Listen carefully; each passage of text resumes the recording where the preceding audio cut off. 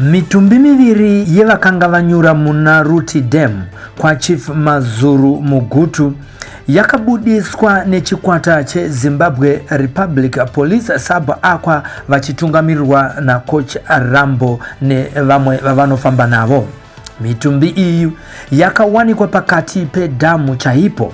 Basa rekuburitsa vashakabvu rakazononotswa mushure mekunge oxygen yapera mumatangi ekunyurura anoshandiswa nevanenge vachiita basa irori rekunyurura vanenge vanyura.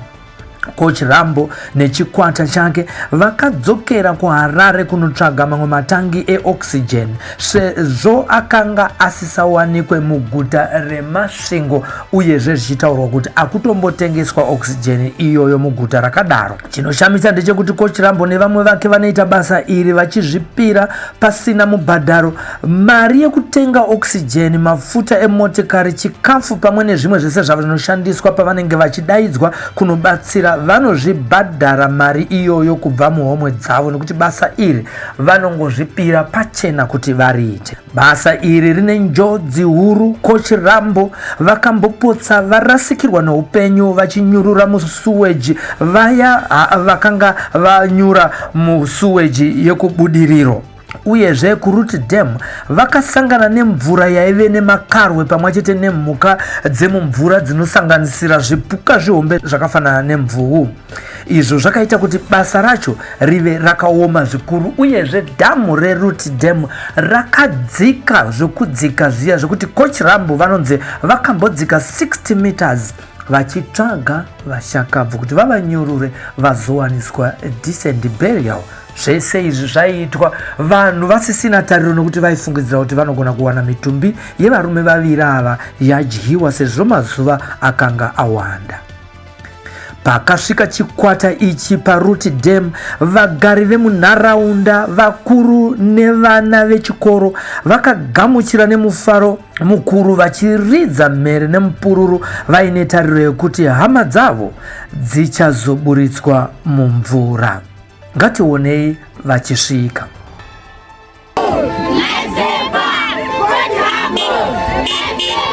Remember when I said restro don't go. Kana usingagone usapinde mvura, tsvaga tambo or tsvaga chimuti chekuburitsa munhu. Anditi? Yes. So atiri kuona munhu anozviti akapenga achida kunoburitsa munhu asiri life saver asingagone kuburitsa munhu. Anditi?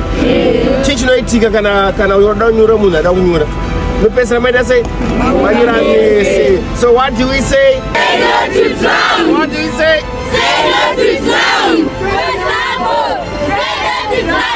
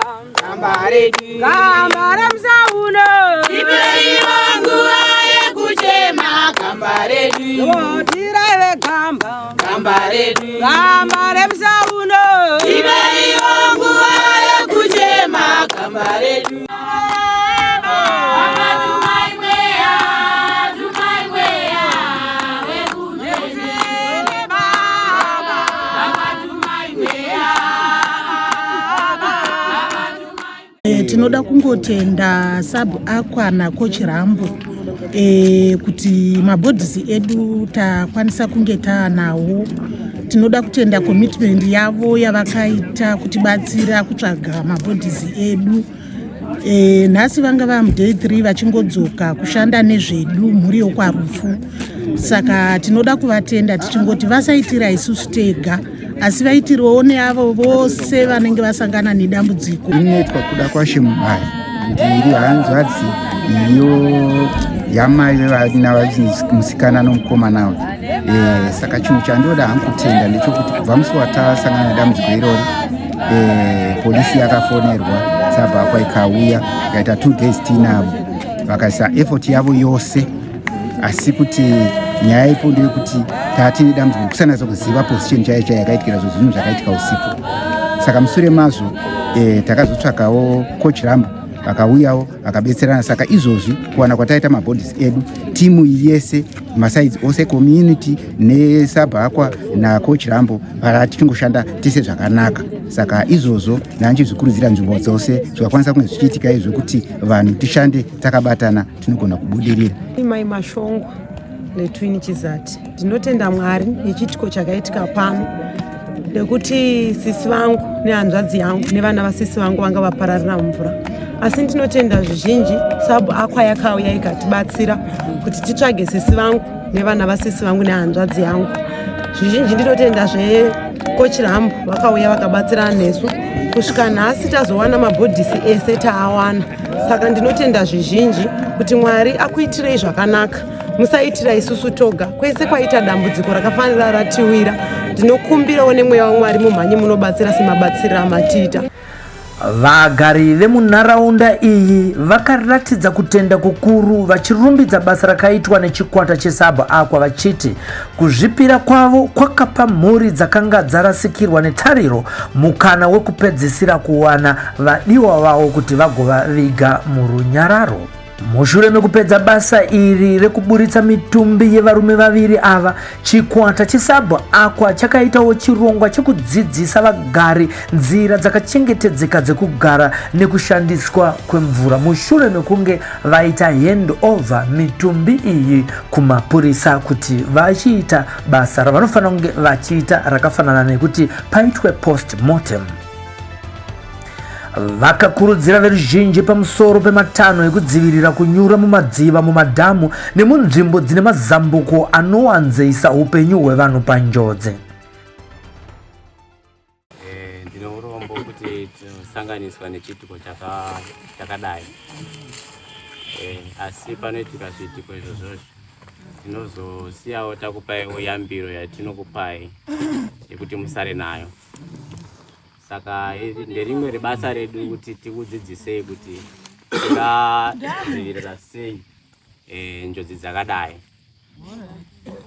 Saka nhasi ndichadedza one of SABHU team patofamba naye kuti atipo chenjedzo ingatibatsira yatingasarawo nayo kuti kana tave toga tinge tichibatsirikana. Tine urombo nechitiko chatinacho, asi tinge tichishandidzana tose. Tinotenda makakwanisa kutipa report. Marepoti edu tinoti munokwanisa kuudza headmaster, headman, chief, munovaudza muchiendesa kumapurisa zvichienderana kuti anenge ari padhuze ndeupi, asi nyanye mupurisa. Ende tinotenda hapana akada kuedza kupinda nekuti hapana ngaine ruzivo rwake kuti akwanise kutsvaga. Tikauya tikaita nepatokwanisa tichitenda tiri kushandidzana tose. Ndongowedzerawo isusu tiri mapurisa asi tiri vana vanobva kumusha, tobva kucommunity kwangota sekunoku nekuda kwaizvozvo zvaitika panapa zvatifanzi. Nonga takauya weekend SABHU tikatorera kumhiri uko tine shure yekuti vanhu hatikurumidze kuvawana. Ndofunga panapa delay yekuti tiwane vanhu ava yaitika kuti hapana munhu akaona zvichiitika zvinhu. Imimi ndiri kuona kunoku upenyu hwenyu ndehwekuti ukiro kana apa uwezi kwaguti unonzi ndokune transport inonetsa kudai neuko. Eso hatingazvirambidzi tikati musaita tichingotenda kudai munongoti ndozvatajaira. But zvakuda kuti ane uchenjeri. Handiti pane unyanzvi waitwa nemapurisa apa achipindawo musazviita kana musingagoni kuswima, ndo zvimwe zvinoita kuti munhu anyore. Then pari kuuya vanhu venyu vachipinda mumabhoti vachiyambuswa vachienda uko ndofunga dai vanhu ava pakauya vakapinda mubhoti paine munhu aiona vachipinda dzimwe nguva aizotibatsirawo kuti ndakapedzera kuona zvichiitikira handiti ende wauri usiku patagwa nyaya yewedha kuti kwakune mhepo musariska kupinda kana kune mhepo kati kuchinaya kana nzizi dzakazara dziya musapinda kana kuchidai vana vedu chaivo vanobva mumisha vacho yapa ndamona mwaiteka mvura muno mudera musarega vachifamba vari vega vega handiti fambai muinavo munhu asapapariwane dzakaona chinomawana vamwe varule yamanetsi vachita sei ndoupenyu vanokubatawo vachimbadzirambidzira munhu akazonyura toshaipa kuti handii handiti saka ngatigongwarirai nyaya yemvura iyoyi madhemu nzizi idzodzidzi kana kuchinge kuchinaya hadzinakidzi kupinda dzonakidza pasina zvaitika pati kana paitika zvaitika tinosuwa sezvino saka ndonga ndo mashoko atinawo mashoma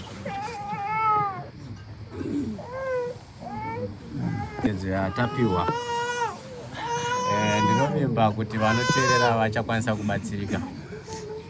Chandichada ngada kuwedzera zvinhu zvidiki diki pane zvaiswa. Mvura iyi muchiona iyi unonzi upenyu nekuti hapana anorarama pasina mvura ndizvo.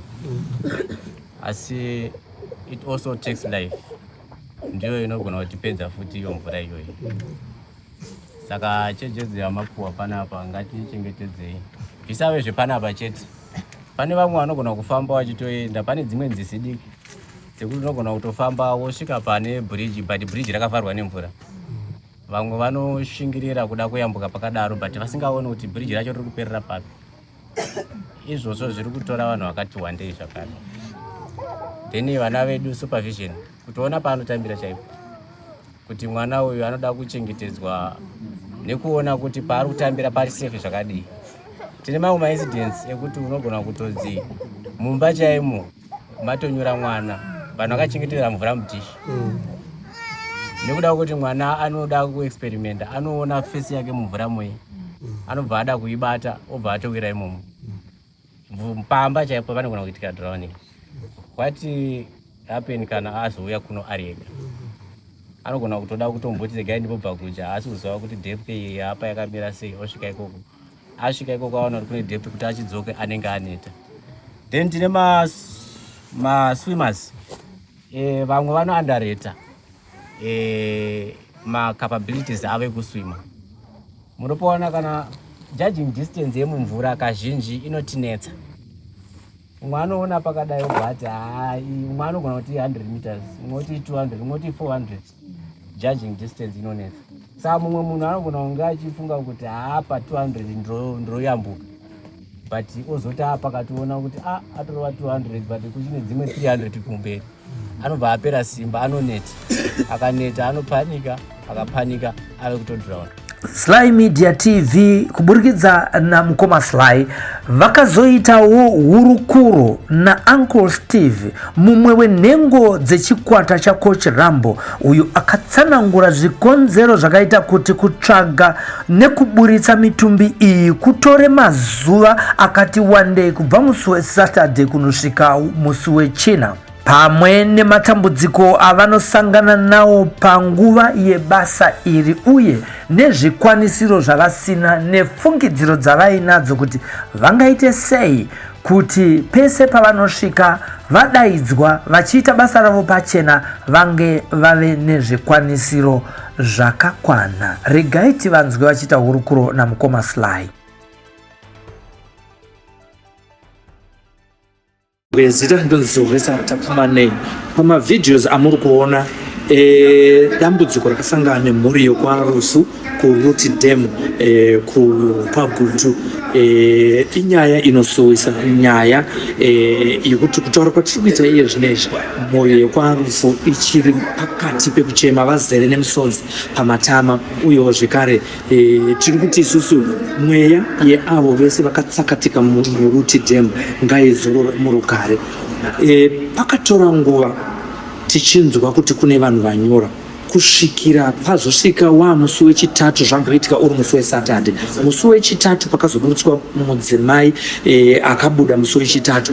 Mazuva ese aya pane maefforts akanga achitoitwawo asi hazvina kuita saizvo, asi pakazobuda musi wechitatu. Tikazokupai ripoti pano paSly Media TV tichitaura kuti pane mabhodhisi evarume vaviri vakanga vari pamwe chete nemhuri vari vana vanga vasati vabuda.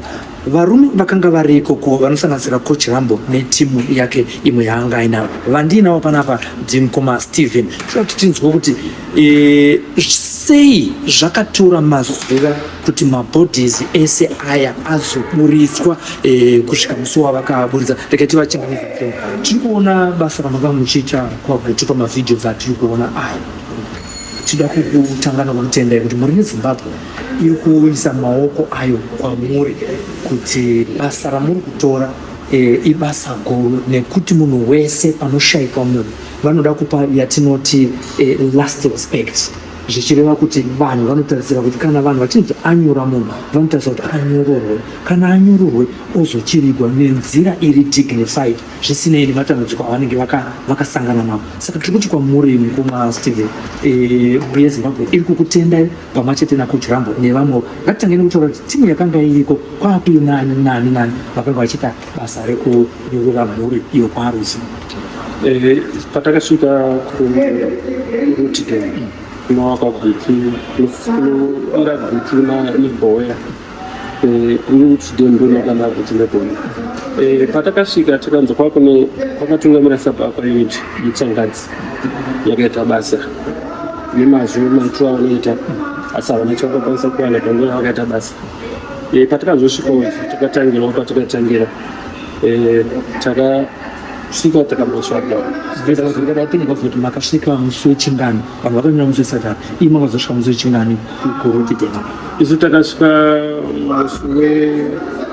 wanga uri musi wesvondo manheru 8 hours of the morning on Sunday.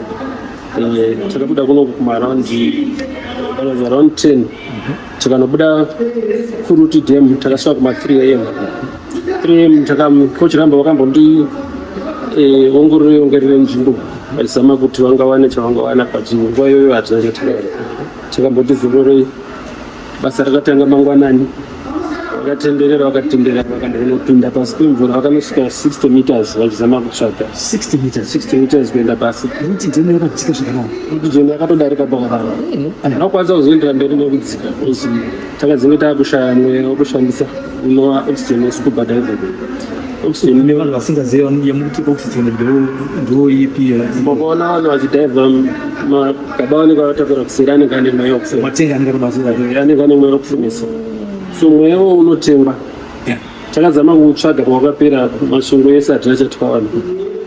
So takazowana kunogara, takadzoka kuno Harare kunova kuscuba kuti ndovakatokwanisa kutiwanisa mweya iwowo. Takawana mweya iwowo takabva tadzokera zvakare. Tichidzokera zvakare takanosvika 8 hours of the morning around 1 am.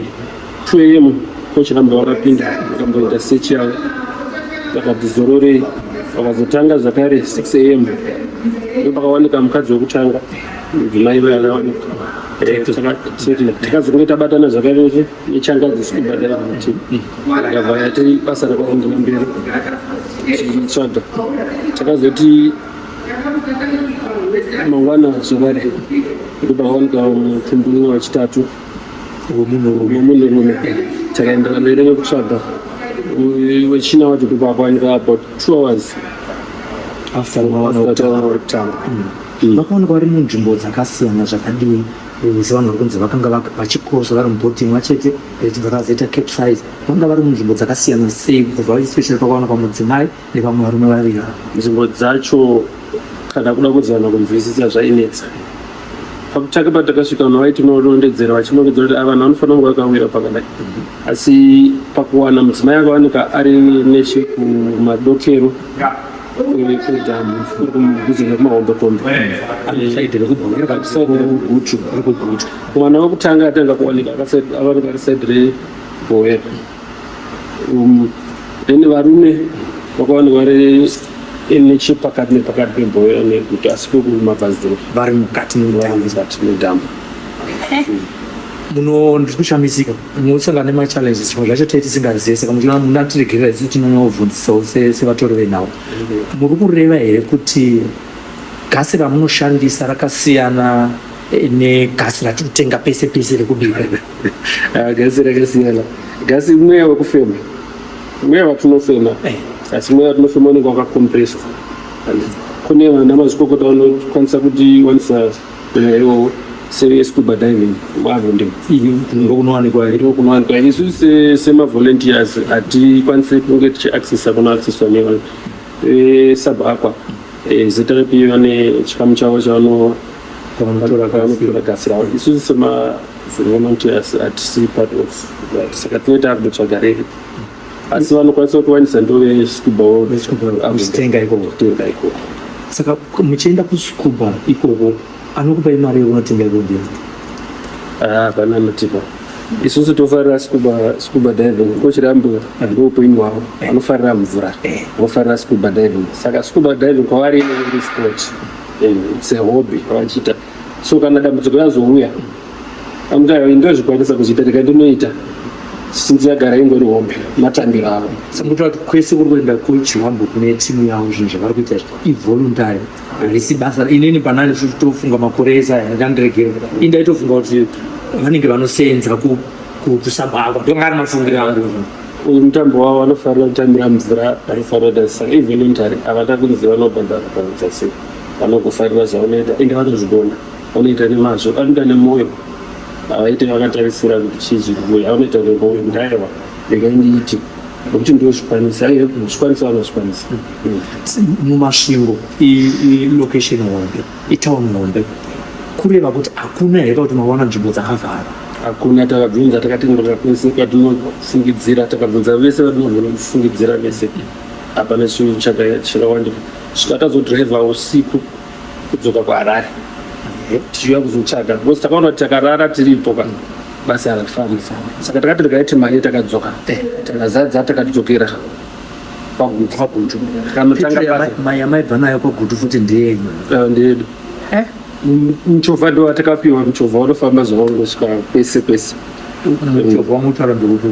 Toyota Fortuner yayo. Uye makapiwa nase kuti hayi unosvika kwese. Paipa vaita kuti ndaita kuti awane chekufambisa achienda kubasa, vakatofemerwa namari pena? Vakatofemerwa nekuti musi wakabva kukolektwa muchovha mangwana acho ndopakapindwa panzira yekuenda kuchi. Sewikino mwari akuitirei zvakanaka. Onai kupindira kwenyu zvinenge zviri kutaridza kuti iyi divine appointment. Mwari ndo vakaita announcement, vakaita locate kuti apa pane need. Zvino apa mota iyi zvinezvi iripo chikwanisiro chekufamba. Tiri kutarisa kuti pane pachiitwa basa irori ndezvipi zvamunotarisira imimi zvingaitikwe kunyika yese kuti kana maakuita basa iri rikuitirei nyore pakusevha vanhu vanenge vanyura mumadhamu kana kuti muruzi? Izvi zvatinotarisira sezvo basa tichirinzwisisa, tinotarisira zvikwanisiro zvinoita iwo matenge egasi nairo gasi racho neiwo mushini wekuisa gasi kuti aiwa gasi wagare chiwanyika chiri wakabuda nedivi ripo ndosvika usangana negasi, wakabuda nedivi ripo usangana negasi. Mamuchiri kutsanangura zvikwanisiro zvamunoda kuti zvinge zviripo kuitira kuti semavolunteers basa ramune muchikuita risikuitirei nyore, risakuremerei pakuti homwe yenyu iri kuburitsa mari yefuel, homwe yenyu iri kuburitsa mari yekunotenga gasi, yekunotenga matinonzi oxygen, yekunotenga oxygen gasi ye turi mberi nekutaura zvinodiwa kutarisira kuti vamuzvipfeko zvekupinda nazvo mumvura. Kune zvipfeko zvemukore uno zvinoenderana nenguva yatiri. Kune zvekare, tine zvimwe zvekare nezvimwewo but zvinoda kuti zvibatane nezvivandudzi. Tozoti zvakare tinotarisira iyo shuviro yatinayo ndekuti Coach Rambo is an instructor swimming, life saving, scuba diving. Izvo zvaanozvinzwisisa, anozvidzidzo zvakaita zvakati wandei zvinoenderana nemumvura. Ane mapepa ake anoratidza mashandiro akaita nemadzidziro akaita. Saka totarisa kuti divi nedivi rese ratinobuda naro, kungave taenda Masvingo, taenda Gokwe, taenda Nembudzi, taenda Mount Diamond, tinotarisira kuti tione scuba diving team, life saving team tiwaniswe nzvimbo dzokuti tinenge tichidzidzisa vanhu nemawater safety campaigns, vanhu vachinzwisisa kuti aiwa mvura haina kuipa asi ngatizive kuti totamba sei nemvura. todzidza sei kuti todzivirana sei kuti tisana nenjodzi dzemvura. Saka isusu tikurudzira kuti kana kune nyawe kungava nemakambani anoda kubatana nesu hatina problem nazvo, vanouya tobatana tobatsirana kushanda tovandudza nyaya dzemvura ne-life saving. Zvirikura kuti makambani anenge achiuya sort of ne-funding yekuti mugare muine ma-oxygen tanks ayaya, pamwe pari kudiwa kana kuti fuel yekuti muende ikoko, kana kuti pari kudiwa kuti munokocha vanhu, asi vanhu vacho havana kukocha ndevemumaruwa havana mari. Saka kana vakuenda ikoko muri kungoita training asi iri facilitated nemakambani akadaro. Tiri kushare nokuti kazhinji matambudziko anonga mumaruwa ndo mune nzizi nemadhamu. Madhamu akavakwa, nyika yakavaka zvakanaka kuti madhamu ngaashande abatsire vanhu vanga kudiridza mairrigation nechi, asi madhamu iwayo dzinova njodzi kana vakasatamba zvakanaka mumadhamu. Ndobatenda kunodzidzisana kuti mvura haina kuipa, asi tiri pakati ngatizive pekutamba nepekugumira. Ngatidzidzisewo vamwe kudunhu munofanira kunge mune vatatu kana vanokwanisa kubatsira vanhu, nokuti pano patiri kunogona kubuda dambudziko tongoti inobuda kana kuruve, rimwe robuda kana kumutare. Hapazokwanisa kuti munhu akwanise kumhanya kunobatsira mativi ose. Saka takawanawo vachibatsira pamwe chete zvo tichibatsira nechisub aqua unit zvinobuditsa chiuno chakanaka, ende nyika yedu inokwanisa kudzivirika kune njodzi dzatinosangana nadzo mumvura idzi. Zvikuru kuti kana vanhu vakakurumidza kuziva kuti vanhu vayambuka nepapa, pamwe vanhu vanenge vasati vaeredzwa kusvika kure nemvura vanokwanisa kuwanikwa padhuze, nekuda kuti tine vanhu vari munharaunda iyoyo vanogona kuita basa kana kumirirai munobva kwaari. Vanogona kutowana vanhu vasati vafatani, kana pane vanhu vari pedyo kurumidza kubatsira nekuunza first aid munhu anenge aita tsaona yemvura. Kune vanenge zvidzidzo zvese zviripo izvo zvekuratidza kuti kana munhu apinda mvura awira akadai nemubuditsa mumubatsira akadai, anogona kukurumidza kudzoka kuupenyu kana nguva iripo kana vanhu vari pedyo. Handini mamwe mashoko amungada kutaura tichitarisa machallenges ekwakutu amakasangana nawo tozodzoka tichivhara chirongwa ndeyekuti chiingonosiyana. Chinhu chandinoda kutaura ndechekudai, musango sezvandataura munenge muri musango, pakubreka tiri kurara kuna tienda kuchirenge chikurara mumota imomo ndo patinokwanisa kurara, ndo patinenge chiona pakaita pakati pari safe. Ende dzimwe dzenguva nzizi nemumadhamu atinopinda sei iro dhamu ratabva makaro arimo, mvuu dzirimo. Saka mutyirimo muchipinda mune zvinhu zvakarimo, hakuna munhu asingatyi. Ingori sacrifice nemwoyo wako chirambo. Musi takatombomira tikambotaura katombotaura zvinoita unonzwa mukomana kuti aiwa regai tiende. Musi takachoka uchitaisa mhuri dzakaungana ipo payo nekutarisira kuti akochirambo vanokwanisa kutibatsira. Mukomana akazi kuti aregai nditese ndizame nepandinogona. Izvozvo zvakare dzimwe nzvimbo dzatinofamba kune nzvimbo dzinoera, ende tese tiri vanhu vatema tinozinzwisisa kune nzvimbo dzinoera ende dzinenge dziri kutosvika nyanya manzizi wototsvaga vakuru venzvimbo kumbutirai kuti mukwanise kusunungura kupinda munyika. Hauzongosviki uchingopinda. Munoremekedza tsika nemagariro evanhu nemadzishe kwese paunoenda kumamisha kune zviga zvako, saka unosvika unoteerera wonzwa kune vatungamiri venzimbo iyoyo, haungosviki mushenda. Muri kuti munorara mumotikari, pane zvingaitwa here zvekuti uti kana maenda out muwana zvikwanisiro zvekuti muwane pekurara pakanaka, kuti kuzorora kwakanaka muchida kuzomukira basa kwakakosha pane kurara makazvipeta muri mumotikari? Pane zvimwe here zvingaitwa? Zvingaitwe kungawanikwe kana tinge tichitoita musango, tinge takuda zvecamping, hapana pauchaenda musango utsvaga hotera, hazvibudi.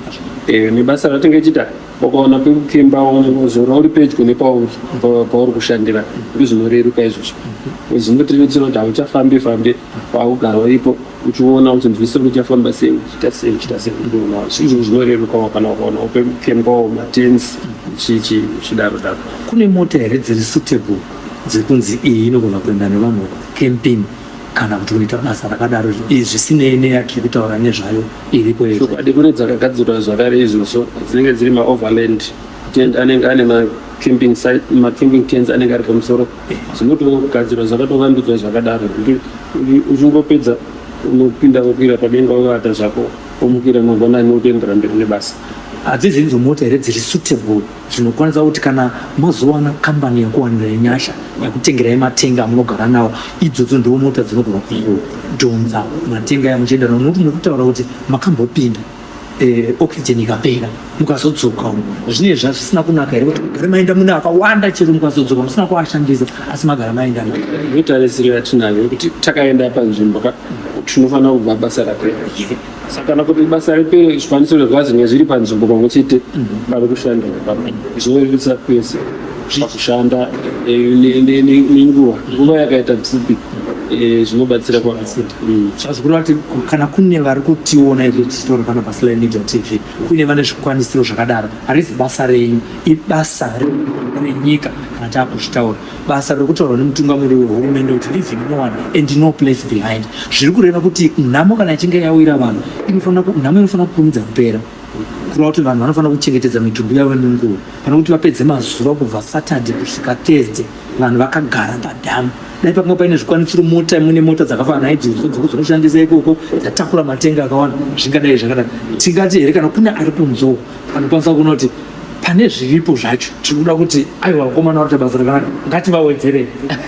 Hatizi kuchema hedu asi tiri kutaura zvishuwiro zvenyu. Zvishuwiro zvedu ndizvo tinotambira kana kune vanoti vanoda kukwanisa kushanda nesu tinogamuchira hatirambe.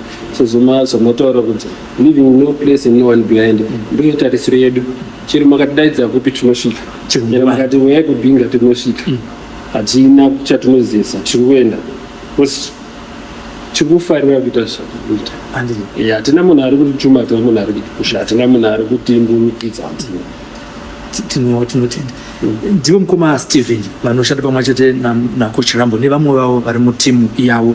Zvikwanisiro zvavari kutaura mangozvinzwira mega. Tiri kuziva kuti kune vanhu vari kunzo kuva nemwoyo vakatumwa uye vari kuziva chinangwa chapresident chekuti living no one and no place behind. Pane mamwe maplaces ari kuti mota yavainayo pane pachitoda imwe yotakura vanhu asi imwe yotakurawo matengi necamping facilities dzinodiwa dzekuti kana vazosvika vawane pekuzorora, dzinotakura mibhedha inezenge ichidiwa kwavanenge vaenda. Sekutaura kuti zuva rakawanikwa motikari yekutakura vanhu ndo zuva ravakaigamuchira, ndo zuva zvekare ravakaenda kwaGoto, zvichireva kuti zvakafamba nenguva. Asi dambudziko rakaitika irori tinofanira kuribatisisa mhuri yeZimbabwe. Kune vari kutinzwa paSlay Media TV kuti takasvika tikadzoka gasi rapera tikauya kuzotsvaka kuno kuHarare. Dai vakanga vagara vaenda nemota inogona kutakura matengi iwayo yavari kutaura ine mhando yavari kutaura, ivo ndo vanoziva zvavari kuda, vaigona kunge vakaita basa riri nemazuva mashoma.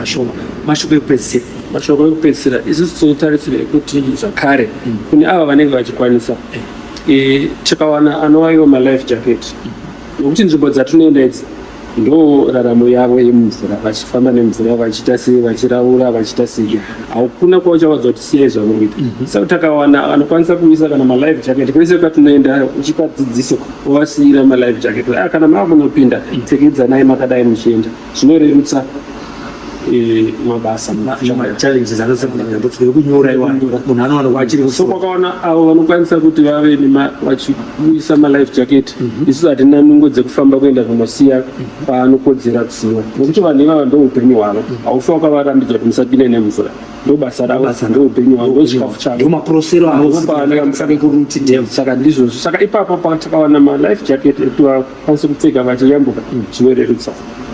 Ndiwa yamashoko ekupedzisa chirongwa kutaura namukoma Stephen kuti kana kune vanhu vanokwanisa kudoneta malife jackets iwayo ari kunopuhwa vanhu zvikuru sei vari kumaruwa havana zvikwanisiro, nokuti ivo kutaura kwatiri kuita kutonhora kwakuri kuita vari kumaruwa iwavo havatori namamwe majuzi kuti vazviteke ivo pachezvavo. Wati mo emumvura accountability iriko, vataura kuti vakasvika ivo vanotaura nemadzishe nemadzisabhuku ikoko vanosiya vanyoresa mazita ekuti taona sabhuku ningi kana chief ningi, malife jacket atasiya kwaGoto mangani ari kusiyiwa ari mukastodian yevatungamiri vari kumaroseva, masabhuku, makansela, machief vachinosiyirwa zvinhu ikoko, pogara paine record inozoita kuti aiwa zvinhu zvikada mumwe anozoita ndikazohamena zvavangazoita, asiwo tinoda kuti vese vane chavari kuda kuitira hazvizi zvinofanira kuitwa nasewekinel chete. Munhu wese ari kunzwa nemakambani ari kunzwa kubatana netimu iyi, aiwa tiri kuitawo appeal pano paSly Media TV kuti ngazvidaro vanhu vangakubatai sei pane vachida mune masocial media platforms here ekuti vanhu vangagone kuningira kana mafone numbers ekuti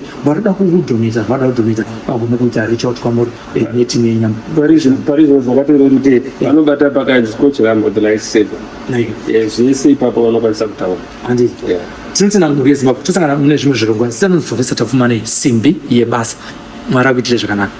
Looking for professional home care support for your loved ones? At Sheltering Arms Community Care, we provide compassionate care for the elderly, people living with disabilities, and those needing mental health support. Our services include home care, live-in care, hospital assistance, respite care, medication management, and life skills development. We also offer an alcohol and drug rehabilitation facility, helping you live independently with dignity and confidence. Visit us at Falcon Estate, Teen World Harare, or call us or visit our website on the information displayed. Sheltering Arms Community Care, fostering independence, improving lives.